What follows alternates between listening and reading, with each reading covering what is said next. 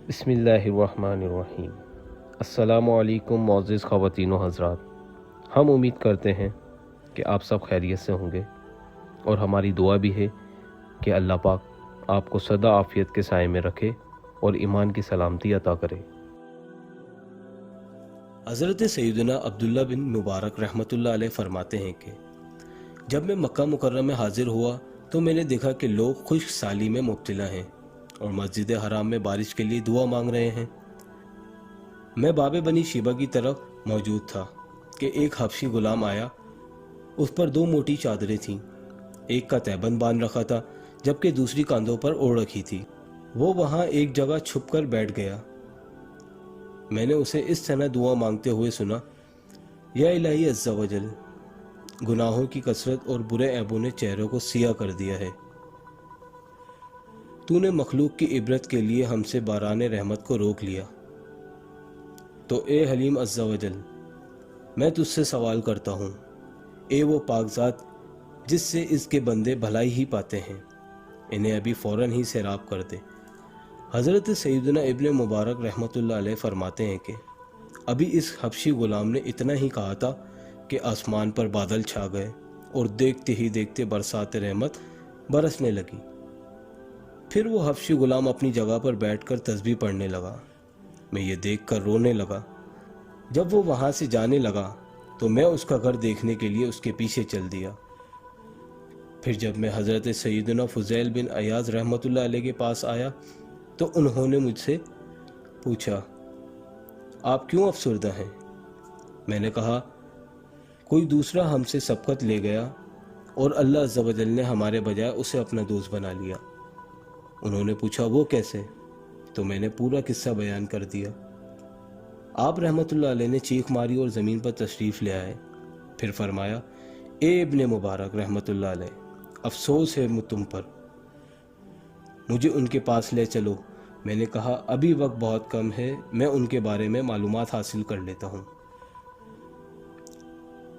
پھر جب اگلا دن آیا تو میں نے فجر کی نماز پڑھی اور اس حبشی غلام کے گھر کی طرف چل دیا۔ میں نے گھر کے دروازے پر ایک بوڑھے کو دیکھا جو چادر بچھا کر بیٹھا ہوا تھا۔ اس نے مجھے دیکھا تو پہچان کر کہنے لگا، مرحبا اے ابو عبد الرحمن، خوش آمدید، فرمائیے کیسے تشریف لائے؟ میں نے کہا، مجھے ایک غلام کی حاجت ہے۔ اس نے کہا، ہاں میرے پاس بہت سے غلام ہیں، آپ ان میں سے جسے چاہیں پسند فرما لیں۔ پھر اس نے آواز دی، اے غلام! جواباً ایک چاق و چوبند غلام باہر نکلا تو اس بوڑھے نے بتایا کہ یہ غلام بہت نیک سیرت ہے، آپ کے لیے بہت اچھا رہے گا۔ تو میں نے کہا، نہیں، مجھے یہ نہیں چاہیے۔ وہ بوڑھا شخص ایک کے بعد دوسرا غلام بلاتا رہا اور میں انکار کرتا رہا، یہاں تک کہ اس نے میرے مطلوبہ غلام کو بلا لیا تو اسے دیکھ کر میری آنکھوں میں نمی تیرنے لگی۔ بوڑھے نے پوچھا، کیا یہ غلام آپ کو پسند ہے؟ میں نے کہا، ہاں، مگر وہ کہنے لگا، میں اس غلام کو نہیں بیچ سکتا۔ میں نے پوچھا، وہ کیوں؟ جواب دیا، اس کا میرے گھر میں رہنا باعث برکت ہے، کیونکہ جب سے یہ اس گھر میں آیا ہے مجھے کوئی مصیبت نہیں پہنچی۔ میں نے پوچھا، اس کا کھانا کہاں سے آتا ہے؟ اس نے کہا کہ یہ کھجوری رسیاں بن کر کچھ رقم کما لیتا ہے، اگر رسیاں بک جائیں تو فبیہا، ورنہ وہ دن یوں ہی گزار لیتا ہے۔ اور میرے غلاموں نے مجھے اس کے بارے میں بتایا کہ یہ طویل ترین راتوں میں بھی بالکل نہیں سوتا، ان سے زیادہ میل جول نہیں رکھتا اور اپنے نفس پر کڑی نظر رکھتا ہے۔ میرے دل میں اس کے لیے بڑی محبت ہے۔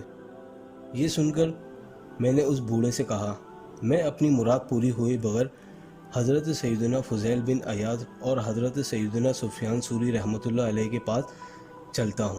واپسی پر میں دوبارہ اس کے پاس گیا اور اس غلام کے لیے منت سماجت کی تو اس نے کہا کہ آپ کا میرے پاس چل کر آنا ہی بڑی بات ہے، آپ اسے جتنی قیمت میں چاہیں لے جائیں۔ بہرحال میں نے وہ غلام خرید لیا اور اسے لے کر حضرت سیدنا فضیل بن عیاض رحمۃ اللہ علیہ کے گھر کی طرف چل پڑا۔ تھوڑی دور چلنے کے بعد اس نے مجھ سے کہا، اے آقا! میں نے کہا، لبیک۔ تو اس نے کہا، لبیک نہ کہیے، کیونکہ غلام لبیک کہنے کا آقا سے زیادہ مستحق ہے۔ میں نے کہا میرے دوست تمہیں کس چیز کی حاجت ہے؟ اس نے کہا میں کمزور بدن والا ہوں، آپ کی کوئی خدمت نہیں کر پاؤں گا، آپ میری جگہ دوسرا غلام خرید لیتے ہیں۔ میرے مالک نے آپ کو مجھ سے طاقتور غلام بھی دکھایا تھا۔ تو میں نے جواب دیا میں تجھ سے خدمت تھوڑی لوں گا، میں نے تو تجھے اس لیے خریدا کہ تجھے اپنے بیٹوں کی طرح رکھوں، تیری شادی کرواؤں اور خود تیری خدمت کروں۔ یہ سن کر وہ رونے لگا۔ تو میں نے اس سے پوچھا تجھے کس چیز نے رلایا؟ تو اس نے جواب دیا شاید آپ یہ اس لیے کر رہے ہیں کہ آپ نے مجھے اللہ عز و جل کے ساتھ مناجات کرتے ہوئے دیکھ لیا ہوگا، ورنہ آپ ان غلاموں میں سے میرا ہی انتخاب کیوں کرتے؟ میں نے کہا بس مجھے تم سے ایک یہی حاجت ہے۔ اس نے کہا میں آپ کو اللہ عز و جل کی قسم دے کر اس حاجت کے بارے میں پوچھتا ہوں۔ تو میں نے بتایا کہ میں نے تمہیں تمہاری دعا کی مقبولیت کی وجہ سے خریدا ہے۔ اس نے کہا میرا آپ کے بارے میں حسن ظن ہے کہ آپ ایک نیک آدمی ہیں۔ اللہ عز و جل اپنی مخلوق میں کچھ بندوں کو چن لیتا ہے جن کے احوال اپنے محبوب بندوں پر ہی ظاہر فرماتا ہے، اور انہی بندوں پر ظاہر فرماتا ہے جن سے وہ راضی ہوتا ہے۔ پھر وہ کہنے لگا کیا آپ کچھ دیر میرا انتظار کریں گے؟ میری رات کی کچھ رکعتیں باقی ہیں، میں وہ ادا کرنا چاہتا ہوں۔ میں نے اس سے کہا حضرت سیدنا فضیل بن عیاض رحمۃ اللہ علیہ کا گھر قریب ہی ہے، وہاں ادا کر لینا۔ اس نے کہا کہ میں یہی نماز پڑھنا پسند کرتا ہوں، کیونکہ اللہ عز و جل کے احکام بجا لانے میں دیر نہیں کرنی چاہیے۔ چنانچہ وہ مسجد میں داخل ہوا اور دیر تک نماز میں مشغول رہا۔ پھر میرے پاس آ کر بولا اے ابو عبد الرحمن، کیا آپ کو کوئی حاجت ہے؟ میں نے پوچھا وہ کیوں؟ اس نے کہا اس لیے میں واپس جانا چاہتا ہوں۔ میں نے پوچھا کہاں جانا چاہتے ہو؟ کہا آخرت کی طرف۔ میں نے کہا ایسا نہ کرو، میں تم سے نفع تو اٹھا لوں۔ تو اس نے مجھ سے کہا جب تک معاملہ میرے اور میرے اللہ عز و جل کے درمیان تھا اس وقت تک مجھے زندگی پسند تھی، مگر اب جب کہ آپ بھی اس پر مطلع ہو گئے ہیں تو عنقریب اور بھی بہت سے لوگ جان لیں گے، لہٰذا مجھے اس کی کوئی حاجت نہیں۔ پھر وہ منہ کے بل گر کر دعا مانگنے لگا یا الہی عز و جل ابھی فوراً میری روح قبض فرما لے۔ میں اس کے قریب ہوا تو دیکھا کہ اس کا انتقال ہو چکا۔ حضرت سیدنا ابن مبارک رحمۃ اللہ علیہ فرماتے ہیں خدا عز و جل کی قسم میں جب بھی اسے یاد کرتا ہوں تو میرا غم طویل ہو جاتا ہے، دنیا میری نظر میں چھوٹی ہو جاتی ہے اور مجھے اپنے عمل حقیر نظر آنے لگتے ہیں۔ آپ کو ہماری ویڈیو پسند آئی تو لائک کریں، چینل سبسکرائب کرنا مت بھولیں، اور دوستوں اور رشتہ داروں کے ساتھ صدقہ جاریہ کے طور پر شیئر کریں، کیونکہ اچھی بات دوسروں تک پہنچانا صدقہ جاریہ ہے۔ ملتے ہیں آپ سے اگلی ویڈیو میں، جب تک اپنا خیال رکھیے گا۔